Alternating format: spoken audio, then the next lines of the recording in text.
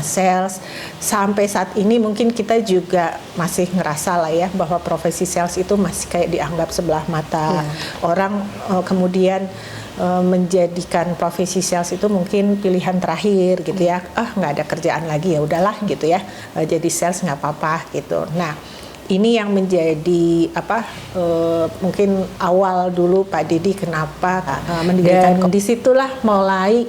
Nah, jadi si kompetisi itu nanti di edukasinya, dibimbingnya itu oleh kami komisi. Jadi kalau misalnya di Bandung, di Jabar gitu ya, nanti terjun sekolah-sekolah misalnya mau di Cirebon, di Tasik, di Garut, di Purwakarta, dimanapun gitu. Kalau mereka mendaftar, karena durasinya lama, jadi sekitar paling pendek itu 3 bulan. Itu cuma 1 kali waktu itu.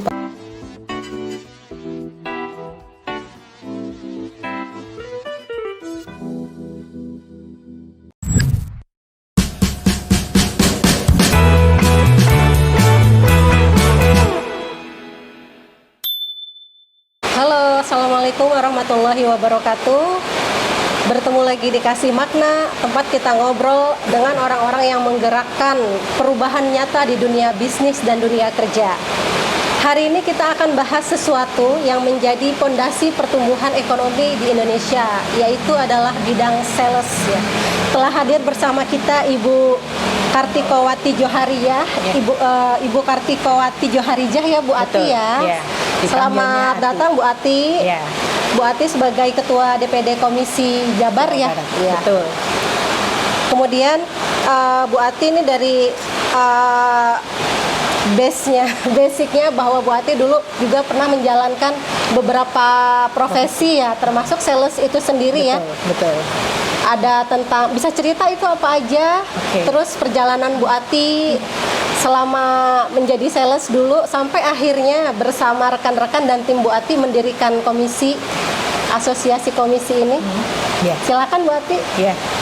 Ya, jadi Mbak Marita, kalau cerita tentang perjalanan di dunia sales untuk pribadi saya, sebenarnya mungkin sama halnya dengan semua orang lah. Kalau ditanya sales itu cita-cita, enggak.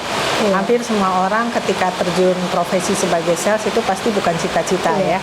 Nah, dulu saya sebelum terjun ke dunia penjualan itu saya pernah bekerja sebagai tenaga pengajar. Jadi kalau saya pikir-pikir sekarang, kalau saya ingat-ingat, mungkin saya bisa ngomong banyak gitu ya pas di dunia penjualan. Itu salah satunya karena dulu saya pernah mengajar ya. Itu kurang lebih selama 6 tahun. Nah, awal pertama saya terjun ke dunia penjualan itu lebih ke dunia direct selling sistemnya. Jadi kalau sales itu kan mungkin orang mengenalnya lebih ke yang retail ya, yang dia ketuk pintu kalau zaman dulu ya. Kalau door to door. Ya, door to door, ketuk pintu, satu pintu. Kalau sekarang kan sebenarnya udah enak banget lah menggunakan WhatsApp, media sosial dan sebagainya. Jadi zaman saya 2003 lah ya. 2003 itu masih seperti itu eranya. Tapi memang saya bukan tipe yang saya jarang ketuk-ketuk pintu kecuali ketuk pintu temen gitu ya. Jadi kalau saya belum kenal, saya cenderung tidak melakukan itu. Jadi saya cenderung prospek ke orang yang sudah saya kenal atau saya kenal dulu gitu, baru saya ketuk pintu gitu. Terus cara lain apa? Cara lain biasanya saya display produk, bazar, event gitu ya, pameran dan sebagainya lah, seperti itu. Nah, dari situ kan akhirnya kita kenal seperti itu. Jadi awal mula di dunia sales saya itu 2003, tapi lebih ke skema direct selling. Direct. Produknya sendiri apa itu Bu? Produknya dulu buku.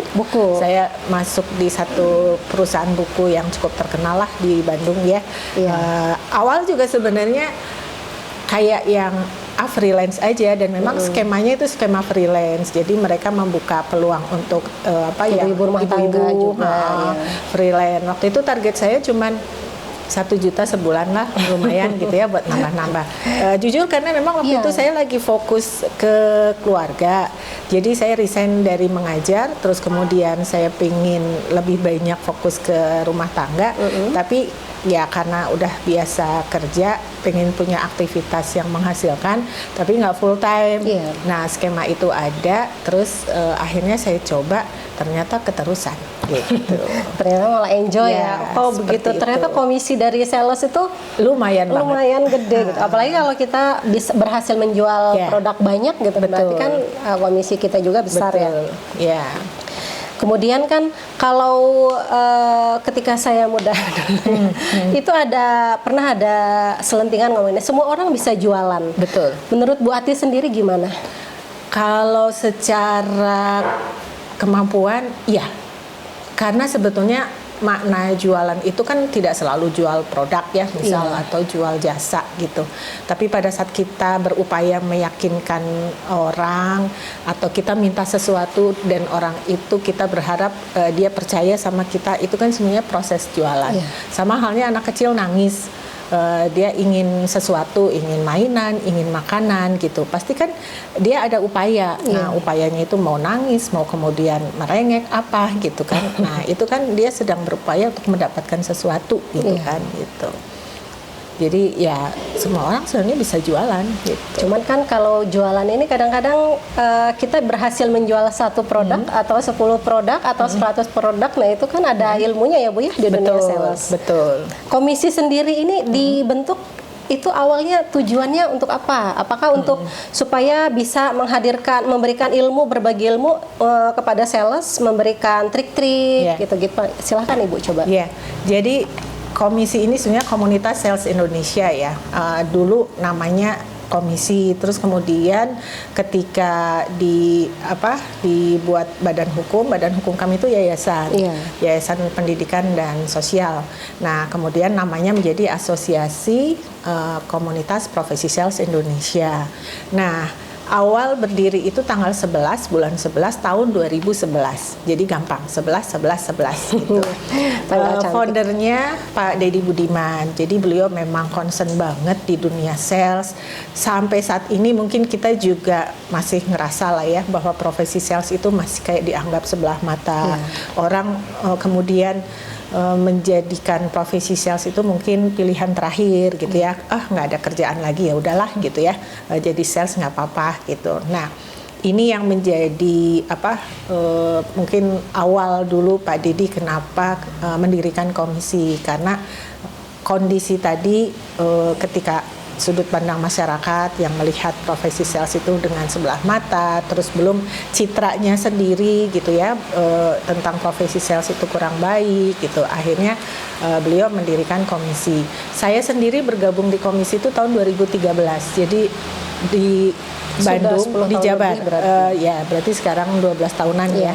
Dan itu awal komisi itu ada kepengurusan di daerah Jabar gitu. Jadi saya bergabung dan sampai saat ini alhamdulillah masih di Alhamdulillah, ya. komisi.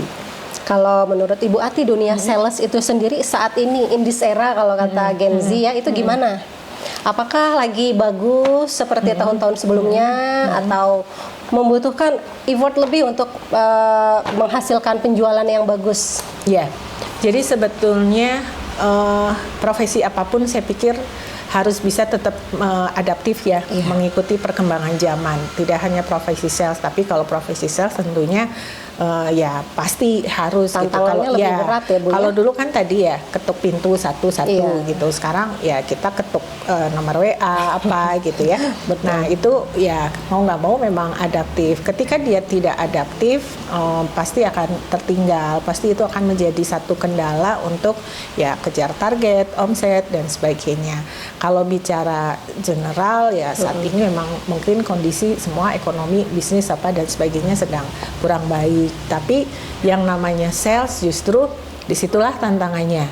Pada saat ada masalah, di situ ada peluang. Berarti harus mencari solusi dari Betul, setiap permasalahan betul. ya. Iya. Soalnya kalau nggak dapat solusi nggak ada Iya, pemasukan ya Bu ya. betul. Jadi kan tadi Ibu membahas bahwa ada pandangan negatif tentang profesi sales Iya. itu sendiri. Saya pribadi ya Bu ya, kalau misalnya ada telepon masuk, wah ini jangan-jangan mau ditawarin ini kan, Iya. mulai dari kartu kredit Iya. atau barang apapun gitu. Iya. Kadang-kadang kita udah takut duluan gitu kan, tanpa mau mendengar penjelasan dari Betul, sales gitu. betul. Kalau dulu kan memang mindsetnya seperti seperti itu. Tapi seiring berjalannya waktu, tadi kualitas para profesi sales itu juga membaik dalam artian mereka menghargai privasi customer, minta waktu baik-baik, nggak memaksa seperti dulu. Akhirnya karena pandangan masyarakat sudah berubah juga terhadap sales, tapi tetap aja masih ada ini, masih ada juga beberapa selentingan yang memang tadi kalau udah datang sales pasti dia mah maksa kalau nggak dibeli gitu ya misalkan. Terus kalau menurut Bu Ati sendiri, kalau menanggapi hal-hal seperti itu gimana? Ya, pada dasarnya kan semua profesi itu kembali ke pribadi masing-masing gitu. Jadi kami di komisi, kenapa ada komisi itu salah satunya tadi ya. Kemudian secara visi itu memang komisi itu ingin menjadikan profesi sales menjadi profesi terbaik. Nah, untuk terbaik itu bagaimana? Maka misinya adalah kami memberikan edukasi, pelatihan gitu ya. Baik itu sifatnya free atau mungkin sesekali berbayar gitu ya. Tujuannya ya untuk hal-hal tadi gitu, bahwa semua itu ada ilmunya. Kemudian profesi sales itu juga sama kok sama profesi-profesi yang lainnya gitu. Kalau kita mengenal di masyarakat ada dokter, notaris, guru apa gitu, itu kan ya sama. Sales juga profesi pekerjaan yang kemudian kalau tadi misalnya, sales datang maksa. Nah, kalau kita ke dokter, apa setiap ke dokter terus kemudian kita sembuh, belum tentu cocok. Nah, sebetulnya sama gitu. Hanya mungkin ya tadi sudut pandang ya, datang maksa gitu. Tapi kalau saya pribadi, bukan karena saya profesi sales ya. Kalau saya memang tipenya adalah ketika membeli produk itu saya memang karena kebutuhan. Maka yang saya justru cari sales biasanya. Untuk apa?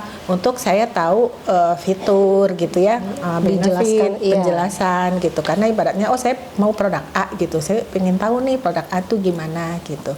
Nah, hanya memang karena rata-rata karakter pembeli itu kan membeli dari sisi emosional ya. Makanya kadang mungkin itu yang akhirnya ya karena emosional ininya salesnya juga tipenya maksa, jadi akhirnya mungkin tidak terjadi kecocokannya di situ. Berarti kan hadirnya komisi ini adalah untuk memberikan edukasi kepada profesi sales yang ada di Indonesia. Yang mau ikut tadi seperti ada acara-acara, event-event yang diadakan oleh komisi, baik itu free ataupun berbayar ya Bu ya.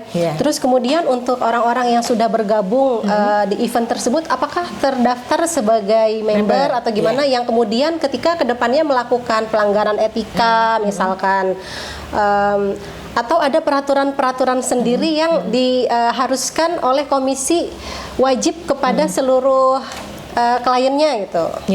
Saat ini komisi kami masih fleksibel ya Mbak ya, jadi organisasinya dinamis, intinya siapapun yang memang concern, senang dengan dunia penjualan, dunia sales, walaupun dia bukan profesinya sales. Maksudnya gini, ada waktu itu dia secara sehari-hari itu aktivitasnya orang keuangan, tapi dia senang dengan dunia sales, gitu, dia bergabung gitu.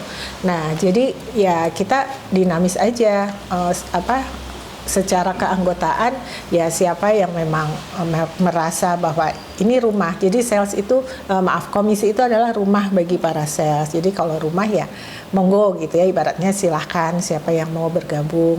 Kalau ketentuan pasti ada gitu. Tapi alhamdulillah sampai saat ini insya Allah sih semua baik-baik saja ya. Kalau dinamika pasti ada lah gitu ya. Person-person yang mungkin ini ada, tapi sejauh ini masih baik-baik saja gitu. Kalau komisi sendiri sudah pelatihan-pelatihan ke SMP atau SMK gitu ya untuk kemudian memberikan training bagaimana mereka menghadapi dunia kerja nanti ke depannya. Itu menjadi salah satu kegiatan utama juga di kami. Jadi mulai tahun sekitar 2015 ya. Kami itu terjun ke SMK, SMK terutama jurusan pemasaran. Kenapa? Karena tadi mungkin di luar sesi Teteh sempat ngobrol juga ya, nyari sales itu nggak mudah. Tapi orang cari pekerjaan itu katanya susah gitu ya. Nah, terus industri perusahaan itu juga merasa saya nyari sales nggak nemu yang cocok gitu kan. Nah, akhirnya di komisi kami membuat satu kegiatan untuk melatih para anak-anak SMK jurusan pemasaran ini ketika mereka lulus, mereka siap untuk terjun ke industri ke perusahaan. Sehingga kami kayak seperti jembatan lah ya. Ini perusahaan, ini dunia pendidikan, kemudian kami coba melatih terjun ke SMK. Yang kami lakukan saat itu kalau di tahun sekitar 2014 ya, mungkin pokoknya berakhir itu di 2019 karena 2020 COVID, 3 tahun ke belakang, berarti mungkin sekitar 2016. Jadi kami membuat kompetisi skalanya nasional untuk anak-anak SMK.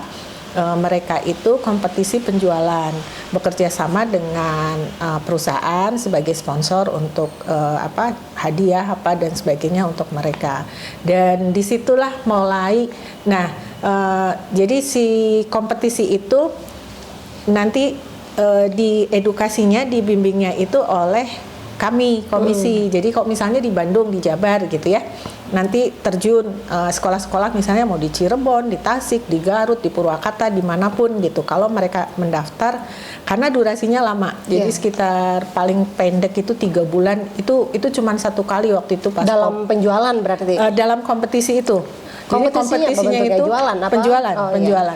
Tapi sifatnya grup, terus durasinya lama gitu. Jadi 6 bulan. Jadi selama 6 bulan itu anak-anak dilatih untuk jualan, dibimbing, terus tapi dikompetisikan seperti itu. Nah, jadi pada saat itu kalau saya waktu itu kayak di Jabar ya, ada ke Cirebon gitu ya, ke Tasik, ke Purwakarta, ya termasuk di dalam kota Bandung, Kabupaten Bandung, seperti itu. Nah, hasil dari situ kan karena anak-anak jadi terlatih ya. Pada saat itu juga membidiknya anak-anak SMK kelas yang mereka tuh udah mau lulus. Kalau produk itu ditentukan dari komisi sponsor. dari sponsor. Jadi kami bekerja sama dengan sponsor. Jadi produk sponsor yang mereka jual. Jadi waktu itu pernah kalau yang 3 bulan itu sponsornya Kongguan. Itu pas bulan Ramadan tuh bener karena mau Idul Fitri gitu kan. Nah, itu waktu itu durasinya itu dia pendek cuma 3 bulan gitu. Nah, terus si juara-juaranya ini akhirnya menjadi bibit-bibit tenaga sales baru yang sempat juga kami pernah membuat event job fair untuk membantu para perusahaan dan anak didik yang sudah kami bimbing untuk rekrutmen sales itu sendiri ya. Betul, seperti itu. Kalau di era sekarang kan lebih ke era digital, di mana udah ada AI, lebih modern lagi. Nah, kadang-kadang perusahaan tuh ya, ketika melakukan efisiensi yang pertama dikat adalah profesi salesnya ya Bu ya.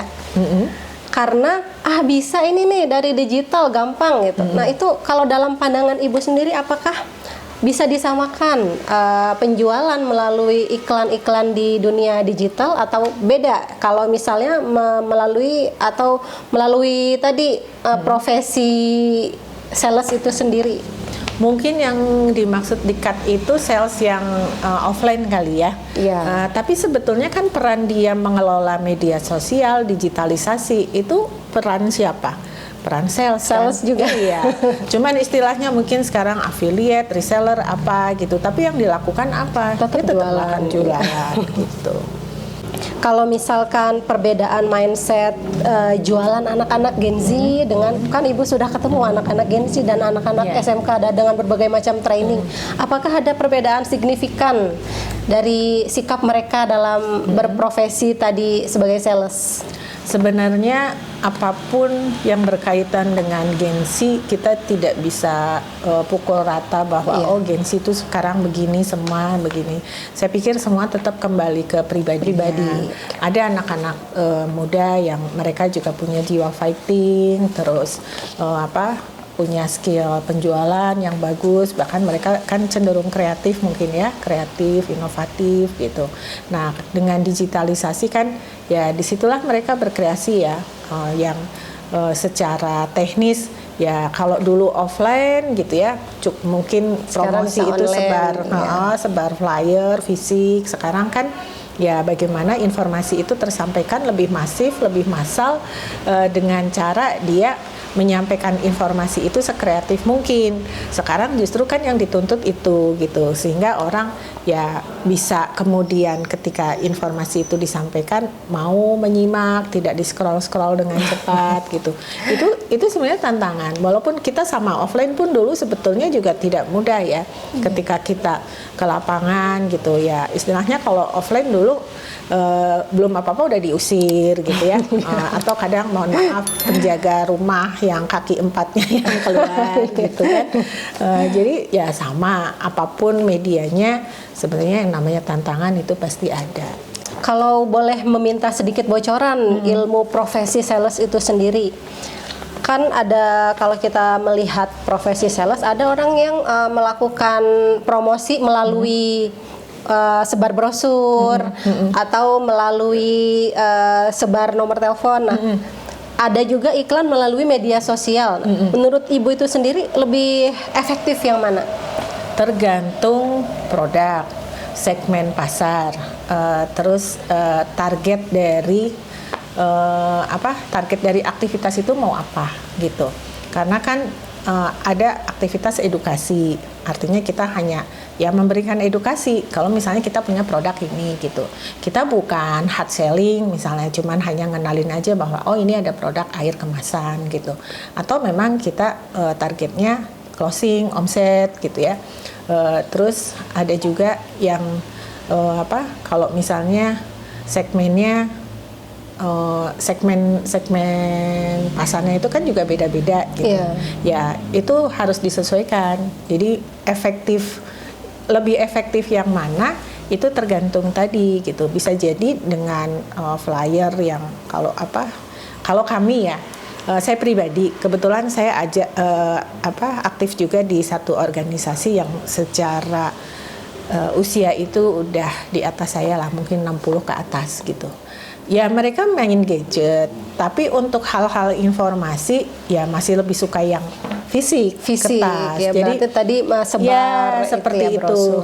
Jadi kalau saya mau menyampaikan satu informasi produk atau apa gitu, itu mereka akan lebih senang gitu ketika diberikan flyer fisik gitu. Walaupun mereka senang lihat gitu, tapi kan pasti ada kendala ya, entah kurang jelas karena usia gitu.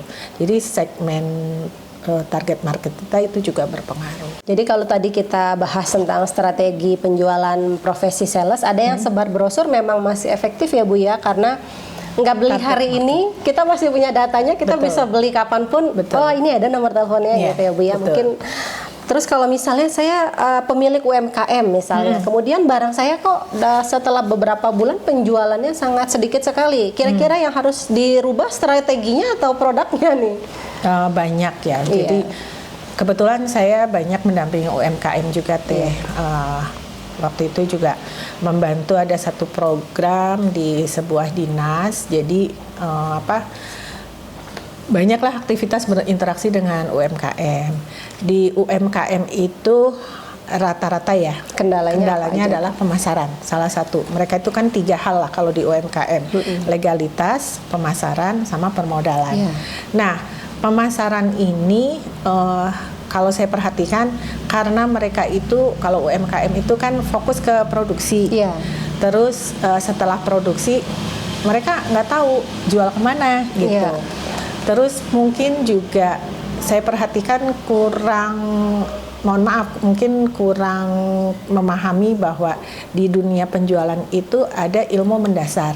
Ketika ilmu mendasar itu dia setidaknya belajar kayak tahap-tahap penjualan gitu ya, selling skill. Sharing ini ilmu dasar dalam penjualan. Ya, jadi tahap-tahap penjualan. Jadi kita tuh kan mau jualan ke orang, nggak tiba-tiba saya datang ketuk. Mau nggak beli ini? Mau nggak beli gitu. Itu pasti udah langsung ditolak dulu gitu. Nah itu kan ada sebetulnya tahapannya kita pendekatan, approach gitu ya, terus kemudian membangun situasi, karena kalau dulu kami offline, jadi kalau ketemu offline kayak gini gitu ya, itu kan nggak langsung datang juga terus Bu saya Ada jualan produk, ada produk gitu, enggak, tapi ada basa-basinya, Kenalan dulu, kenalan, ya. terus baru nanti masuk ke presentasi produknya. Nah pasti akan ada handling objection, keberatan, kayak misalnya enggak lah saya sekarang nggak butuh produk ini, atau misalnya saya lagi nggak punya budget untuk beli produk ini, atau misalnya nanti ya lain kali aja. Nah alasan ibu-ibu tuh yang paling klasik, nanti ya saya tanya suami dulu gitu. Kalau tanya suami biasanya nggak jadi beli. Ya, gitu. Nah itu sebenarnya satu keilmuan yang bisa terus kita latih. Kalau di dunia mungkin kalau mau belajar gitu ikutlah multi level. Itu biasanya ada role play-nya, karena itu benar-benar step by step-nya biasanya belajar. Nah pada saat sekarang eranya adalah digital, media sosial dan sebagainya, tapi ketika punya ilmu basicnya itu kalau bagi saya punten ya, kayak ganti media aja. Kan di digital juga nggak otomatis kita tiap hari hard selling gitu ya, kita harus pikirkan untuk orang tuh deket dulu sama kita, orang seneng dulu sama channel kasih makna gitu ya, mau nyimak dan sebagainya. Nah kalau dari situ udah masuklah pelan-pelan gitu ya, sesi presentasinya tuh nanti ada, sesi hard sellingnya itu nanti ada gitu. Nah di dunia UKM banyak pelatihan, karena saya juga kadang dulu suka diminta ngisi gitu-gitu ya, tapi sangat sedikit porsi untuk belajar tentang bagaimana sih menjual gitu. Dan kalaupun ada lebih langsung, karena sekarang era digitalisasi, belajarnya digital, misalnya penggunaan media sosial untuk penjualan gitu. Itu bukan basic, itu metode ya. Terus mereka diajak misalnya untuk jualan di marketplace gitu kan. Ya betul, itu untuk akses pasar gitu. Tapi kalau dia paham dengan pondasi tentang penjualannya itu, dia akan paham juga bahwa produk saya akan lebih cocok jualannya ke marketplace tuh kalau begini-begini. Terus nanti teknik penyampaian informasinya, promosinya tuh seperti ini. Terus kalau produk UKM itu kan cenderungnya kadang kayak makanan-makanan khas ya. Mereka kan rata-rata masuk ke tempat oleh-oleh seperti itu. Nah itu kan juga ada teknis sendiri yang berbeda, masuk ke supermarket gitu. Nah kalau masuk ke supermarket udah beda lagi, karena sudah masuk ke retail, apalagi dia misalnya retail modern gitu ya. Itu kan gimana merchandisingnya, masangnya, natanya dan sebagainya gitu. Jadi semua itu sebenarnya ada ilmunya. Nah mungkin ilmu-ilmu praktis aplikatif itu yang seharusnya diperbanyak, sehingga produk sudah bagus. Jujur saya 2022 itu saya distribusi produk UKM. Kenapa? Karena dari 2018 saya mendampingi UKM di program dinas, yang lihat produk bagus-bagus gitu ya, produk bagus-bagus gitu. Terus penjualannya kali yang kurang. Ya, terus kenapa kok nggak bisa terjadi penjualan yang masif gitu kan? Terus akhirnya coba tuh waktu itu ada satu produk khas Jawa Barat gitu ya, kita coba, kebetulan saya punya link, terus akhirnya itu alhamdulillah saat itu bisa terjual sampai puluhan ribu, ratusan ribu piece gitu ya. Nah itu kan ada perubahan strategi, ada bisa seperti itu. Sama sebetulnya produk-produk yang sifatnya retail modern yang ada di swalayan, ya mereka tuh kan ada distributor, ada yang mendistribusikan. Nah tantangannya karena UKM itu ya punten mungkin masih mindsetnya produk bagus, dia bikin sibuk jualan sendiri, bazar kesana kesini, laku habis, besok bikin lagi, jualan lagi. Nah cenderungnya seperti itu, sehingga itu nggak efektif ya Bu ya? Bukan nggak efektif, tapi kapan dia akan berada di posisi itu terus kan? Nggak bisa scale up gitu. Nggak bisa, susah untuk scale up. Kenapa? Ya karena semua dia pikirin sendiri, dia kerjakan sendiri gitu. Tapi kalau kemudian ya sudah, dia sebagai produsen fokus produksi, memperbaiki produk, R&D gitu ya. Terus nanti ada penjualan, ada bagian sales. Jadi semua produk sebenarnya membutuhkan sales ya Bu ya. ya. Betul, seperti itu. Kalau yang saya lihat di sekarang ini kan orang-orang yang untuk mendongkrak penjualan mereka produk-produk misalnya kecantikan kan banyak sekarang tuh perorangan bikin ke pabrik langsung mereka maklun make up gitu ya, maklun alat-alat produk-produk kecantikan. Mereka membuat skemanya tadi seperti multi level marketing, buka agen-agen di setiap kota gitu ya. Nah, itu efektif nggak Bu menurut Ibu? Kadang memang ada era yang ya ternyata skema penjualan pasar mungkin sekarang ininya ke sana gitu ya. Nah, tapi nanti mungkin eranya udah beda lagi. Ya. Orang bosan sama make up. Betul, gitu. Tapi kita tetap kita tetap melihat ada kalau di case skincare ya. Iya. Di case skincare itu kita tetap melihat bahwa brand-brand yang lama yang memang mereka sudah dari dulu legend, mereka bertahan. Dan orang tuh kayak ibaratnya hatinya tuh masih di situ gitu ya. Nah, jadi kan kadang memang ada bisnis-bisnis yang itu sesaat nanti ini lagi. Nah, itu yang mungkin kita harus pintar-pintar ketika di dunia bisnis, di dunia penjualan, ya kita mau targetnya apa nih? Mau bisnisnya jangka panjang atau hanya ngikutin tren gitu ya?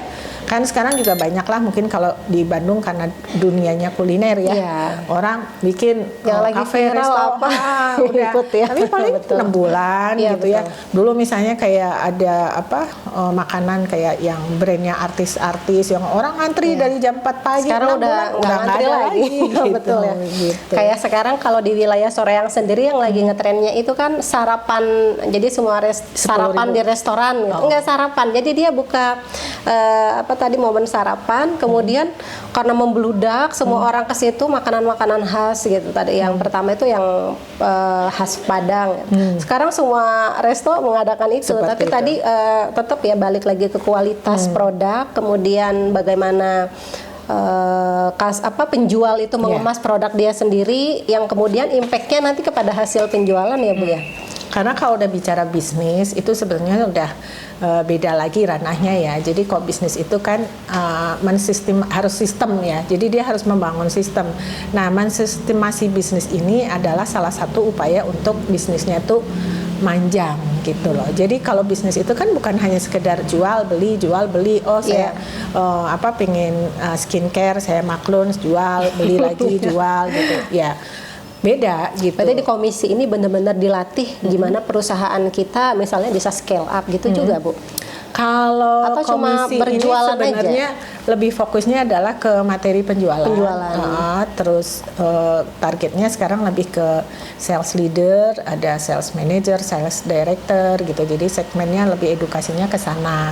Nah, nanti dari sales leader ini yang kemudian mentransformasi ke timnya gitu. Bagaimana bisa membangun tim untuk dia punya kualitas skill kemampuan menjualnya itu meningkat, bisa bersaing di era yang sekarang sedang tidak mudah ini gitu ya. Karena sebenarnya intinya ya semua kan bagaimana sedang berpacu dengan target-target gitu ya, tapi bagaimana tim ini bisa kemudian terus maju gitu. Untuk produk-produk sendiri yang dibawahi oleh komisi tadi, apakah diperiksa juga misalkan BPOM-nya gitu, keamanan produknya itu sendiri, itu gimana? Ada nggak Ibu membawahi produk-produk sebagai sponsornya? Tidak menjual produk, Mbak. Enggak, maksudnya orang perusahaan-perusahaan yang mau bergabung misalnya meminta sales segala macam tuh komisi sendiri itu memantau produknya partner gitu yang mau butuh sales di komisi gimana? Kalau saat ini kan sebenarnya asosiasi kami lebih berfokus ke profesinya. Iya. Nah, kalau perusahaannya terus secara tadi ya. Berarti di luar pengawasan ya itu hal itu. bukan ranahnya komisi. Karena kan sekarang ini banyak sekali orang-orang berhasil menjual produk banyak, tapi mereka nggak tahu bahwa produk yang dijual adalah produk yang membahayakan buat masyarakat, kayak skincare tadi. Mungkin ranah kami adalah lebih ke edukasinya. Edukasi. Ya, gitu. Kalau komisi sendiri ada di kota mana aja yang biasa membawahi dan mengedukasi profesi sales itu di mana Ya, aja, Bu? jadi komisi ini sebetulnya kalau pusat di Jakarta, saat ini ada di beberapa provinsi di Indonesia, Jabar, DKI, Jateng, Jatim, Pulau Jawa semua ada ya. Serang, Cilegon. Jadi ya, Serang, Cilegon. Soalnya biasanya gitu Serang. Serang, terus kemudian Bali, Kaltim, Sulawesi. Sudah ini berarti ya, sudah merata di terus Indonesia di ya, Bu? Riau ada, kemudian di Sumsel, di Bangka Belitung, di Batam. Semua kegiatannya sama ya, mengedukasi, Betul. memberikan ilmu-ilmu kepada profesi sales itu sendiri. Betul. Supaya tadi selain bisa menaikkan penjualan juga memberikan trik-trik untuk gimana caranya ngejual biar efektif. Kalau misalnya pakai cara ini nggak berhasil, berarti yang dirubah caranya ya, Bu ya, bukan produknya. Ya, intinya utamanya aktivitas komisi itu adalah fokus ke memberikan edukasi, tapi kami juga ada aktivitas sosial. Jadi beberapa kali di momen-momen tertentu kami mengadakan bakti sosial seperti itu. Terus kalau untuk aktivitas edukasinya tadi itu kami selenggarakan baik secara online maupun offline. Jadi kalau offline kadang kita buat kopdar-kopdar kecil lah untuk saling sharing, berbagi kan. Kalau sales katanya udah pusing gitu ya sama target, dikejar target dan sebagainya. Nah, makanya kenapa kami bilang ya sini kita ada rumah. Rumahnya adalah komisi. Ya, sharing. Pusingnya di mana gitu ya. Kemudian tadi selama Ibu menjabat di komisi, bergabung juga terjun ke dunia sales, apakah ada cerita yang mengharukan atau cerita yang benar-benar membekas sampai saat ini di hati Bu Ati sendiri? Kalau kaitannya dengan komisi ya, kalau kaitannya dengan komisi mungkin lebih ke pada saat kami membimbing anak-anak SMK. Jadi anak-anak SMK itu kan rata-rata mereka masuk ke jurusan pemasaran itu juga bukan karena keinginan, sama halnya sales, orang yang terjun ke dunia sales itu bukan karena suka, tapi gitu. keadaan. Ya, tapi cenderung karena ya udah nggak ada pilihan, terus masuklah ke dunia pemasaran. Terus kalau ditanya kalian dulu milih karena memang pengen atau ya enggak gitu, ibaratnya pilihan terakhir lah gitu. Nah, terus kemudian mereka belajar dan sebagainya. Nah, ada momen kayak yang tadi ya, kompetisi seperti itu. Nah, pada saat kompetisi itulah kan kami banyak berinteraksi sama mereka gitu. Jadi kami tahu betul perjuangan perjuangan anak-anak, terus dinamikanya, terus hal-hal yang baik secara pribadi dan sebagainya gitu ya. Cita-citanya lah, apalah gitu. Ya, disitulah ya dinamika itu yang kemudian ketika itu kan tetap tidak lepas dari pribadi masing-masing gitu ya. Nah, ada waktu itu ya namanya tim tuh sebetulnya udah punya tujuan sama kan, pengen menang gitu ya, pengen menang karena waktu itu kompetisinya itu bertahap gitu ya. Jadi kalau misalnya awalnya pesertanya 100, terus ada eliminasi tinggal 50, tinggal sekian. Nah, ini sudah masuk ke ibaratnya tinggal mau maju ke final. Nah, disitulah konflik gitu ya anak-anak. Kalau boleh cerita, anak-anak ya berarti internal konflik. Jadi ada yang mau diterusin enggak gitu ya. Karena kan harus ke Jakarta dan sebagainya. Kebetulan support dari sekolah juga tidak terlalu bagus gitu ya. Tapi kebetulan alhamdulillah kepala jurusannya punya cukup support gitu. Jadi di situ saya mungkin lebih ke terharu ya. Ada yang memang betul dia sebagai leader di tim itu, dia semangat, dia bisa menyelesaikan konflik-konflik itu, karena itu saya lihat sangat tidak mudah. Karena ketika kemudian si timnya itu tidak kemudian dia bisa selesaikan, ya ibaratnya tinggal selangkah lagi gitu loh. Malah jadi konflik ya, Bu? Ya gitu, karena waktu itu tantangannya yaitu selain karena aktivitas di sekolah, terus jadwal-jadwal tugas-tugas yang banyak, yang jadi kayak bertabrakan lah Iya. gitu. Jadi kan itu jadi membuat situasi tidak mudah gitu. Nah mungkin itulah yang hebat juga gitu ya. Maksudnya dia bisa menyelesaikan konflik di internalnya untuk kemudian akhirnya tetap pergi ke Jakarta. Saya ingat banget karena waktu itu difasilitasi sama sponsor dari Bandung. Kalian mau naik apa sama panitia? Mau naik pesawat apa naik ke darat gitu ya, kereta gitu. Nah mereka tuh udah ini pengalaman gitu, naik pesawat walaupun cuma 15 menit di atas. Dari mana ke mana itu? Dari Bandung Husein dulu masih ada ke Jakarta, dan turunnya juga bukan di Cengkareng tapi di Halim gitu ya. Jadi cuma 15 menit tapi itu jadi satu pengalaman yang luar biasa lah buat mereka. Makanya di dunia sales itu kan pemimpinnya disebut leader ya Bu ya, yang bisa mengademkan persoalan-persoalan dengan isi kepala yang berbeda-beda ya Bu ya. Terus kan kalau zaman sekarang kadang-kadang ada orang curhat, oh iya jualan ini, aduh saya mah nggak bisa jualan ya. Bu Ati punya pesan dan pesan-pesan untuk orang-orang yang takut jualan, silahkan. Ya, sebenarnya prinsipnya profesi apapun sekarang itu memerlukan keterampilan menjual ya. Mohon maaf, misalnya kayak sekarang dokter semua kan juga udah live gitu ya di online dan sebagainya. Tujuannya apa ya? Tujuannya kan dia dikenal. Kalau dikenal ya untuk apa? Untuk jasa dia bisa dipakai banyak orang, dikenal banyak orang. Jadi profesi apapun sebetulnya memerlukan keterampilan menjual gitu. Jadi saatnya sekarang kita belajar gitu ya dengan era yang sangat cepat perubahannya, digitalisasi, dan profesi apapun pasti harus beradaptasi dengan perubahan ini, sehingga keterampilan menjual ini insya Allah menjadi satu bekal yang sangat penting. Jadi kalau sekarang mungkin udah banyak digantikan oleh AI, banyak sekali profesi yang sudah ditiadakan di perusahaan digantikan oleh AI, tapi insya Allah profesi sales itu tidak akan. Tidak akan. Betul sekali ya.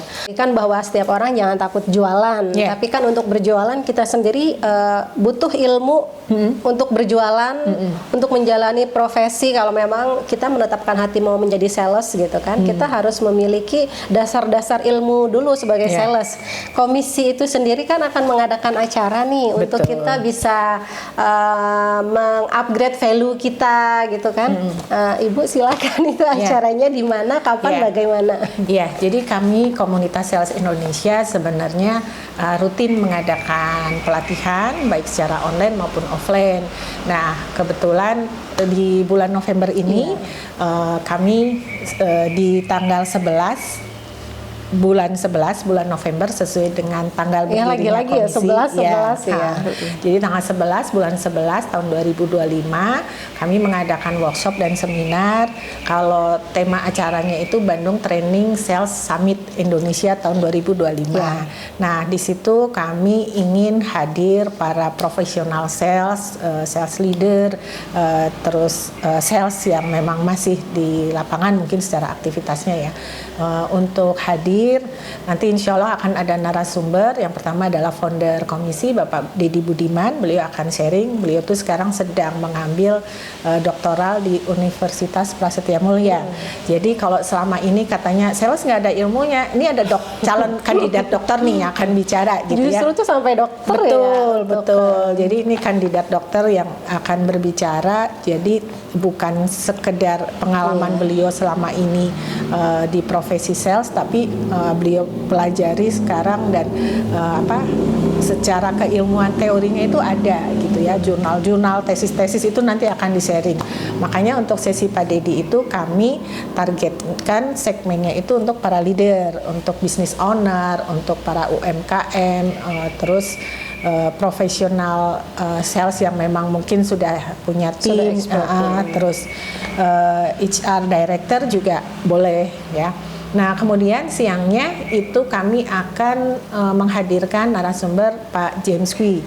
Pak James ini pembina komisi, kalau di Indonesia juga dikenal sebagai Indonesian Favorite Trainer. Beliau sering sekali mengadakan kelas-kelas yang biasanya investasinya premium. Nah, karena beliau itu berbaginya di komunitas kami, di komunitas beliau juga sebagai pembina, maka kami memberikan investasi untuk acara di tanggal 11 November itu 11/11/2025 itu sangat-sangat hemat, tapi secara keilmuan itu tetap berbobot, berkualitas. Nah, jadi silahkan nanti boleh bergabung, dan bukan hanya sekedar mendapatkan ilmu udah pasti, network, connecting ya dengan para profesi senior. para profesi sales yang lainnya. Terus ya tadi ya, network, jejaring, dan tentunya hal-hal yang sifatnya kekinian itu nanti akan terus diupdate di kegiatan-kegiatan berikutnya. Nah, untuk kegiatan yang sifatnya rutin, kami kemarin selama beberapa bulan ke belakang itu biasanya kami mengadakan edukasi secara online itu di tiap tanggal 10. Jadi 10 Juli, 10 Agustus, 10 September, Setiap 10 bulannya, Oktober, ya. setiap bulannya. Nah, ke depan karena tanggal kedepannya itu kami akan ubah di tanggal 11, tapi karena tanggal 11-nya itu dipakai offline, berarti online lagi itu dari Desember, 11 Desember, nanti 11 Januari, 11 Februari. Jadi event 11 November di Bandung itu bukan hanya untuk yang ada di Bandung, tapi untuk siapapun di seluruh Indonesia bisa hadir. Dan saat ini juga peserta ada datang dari Medan, dari Surabaya, dari Kalimantan, dari Sulawesi sudah pada mendaftar. Jadi kalau tidak ikut rugi banget. Gitu. Kalau misalnya ada orang yang menyaksikan terus tiba-tiba mau gabung, boleh. Komisi sendiri ada media sosial di mana itu? Silahkan nanti follow Instagramnya @komisi Jawa Barat. Komisi Jawa Barat, ya, atau TikTok sama @komisi Jawa Barat. Nanti boleh DM, di sana juga ada kontak yang bisa dihubungi. Oke, ternyata ya setelah kita bahas lebih lanjut profesi sales itu bukan sekedar sales jualan, ya, betul. tapi profesi di mana ada leadernya, ada seniornya, ya kan, ada pembimbingnya, ada karirnya di situ. Ya, jadi jangan pernah takut untuk memulai profesi sales. Jangan memandang rendah juga, kalau sales kayaknya nggak bakal bisa menutup untuk itu, nggak mungkin ya. Sebenarnya sales tuh sebenarnya sesuai dari penjualan, kalau misalnya banyak ya maka penghasilannya juga banyak. Semakin kita bervalue ya kan, kita juga maka semakin bisa menghasilkan banyak uang juga ya Bu ya. Betul. Terima Justru kasih profesi ya, Bu, ya. sales itu profesi paling enak. Kenapa? Sambil jalan-jalan kita dapat uang. Iya, jalan-jalan nyari customer maksudnya ya. Kita dapat uang. Oke. Pembicaraan yang sangat berbobot hari ini. Terima kasih banyak. Sama-sama. Ibu Ati sudah meluangkan waktu datang ke Kasih Makna jauh-jauh dari Jalan Soekarno-Hatta ya. Semoga lain kali kita bisa ketemu lagi ya Bu ya. Amin. Sampai jumpa teman-teman semua di Kasih Makna. Semoga bisa mengambil manfaat dari pembicaraan kita hari ini. Wassalamualaikum warahmatullahi wabarakatuh.